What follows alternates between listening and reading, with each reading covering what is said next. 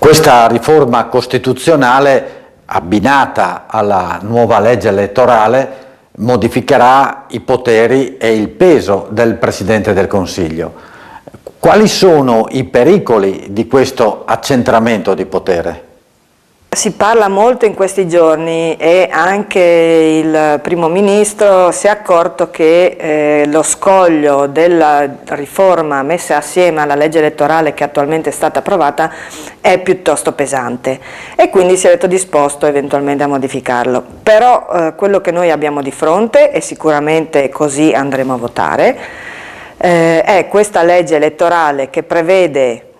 la vittoria e quindi il riconoscimento di una maggioranza del 55% ad un partito che viene eletto più o meno con il 26%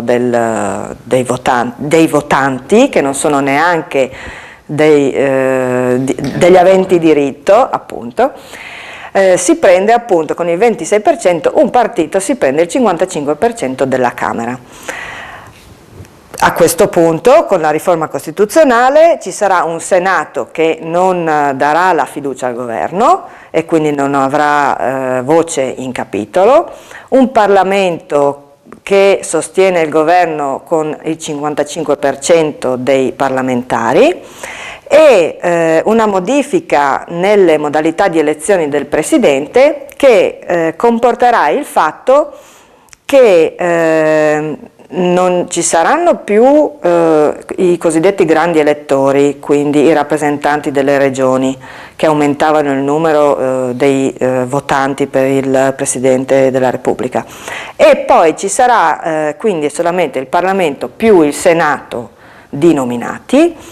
e cambiano i termini sulle maggioranze necessarie per stabilire un nome dopo la prima votazione, per cui si passerà ad approvare il nome del Presidente con i 3/5 dei votanti, quindi non i 3/5 degli aventi diritto, ma semplicemente i 3/5 di quelli che saranno presenti in aula al momento della votazione. È evidente che questa modalità si presta diciamo a strumentalizzazioni e a possibilità di non dare voce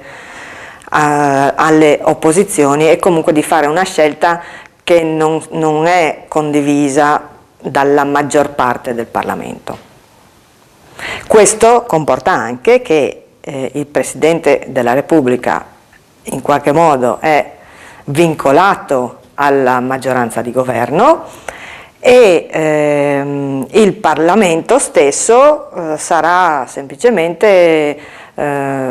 diciamo, lo scribacchino delle volontà del governo.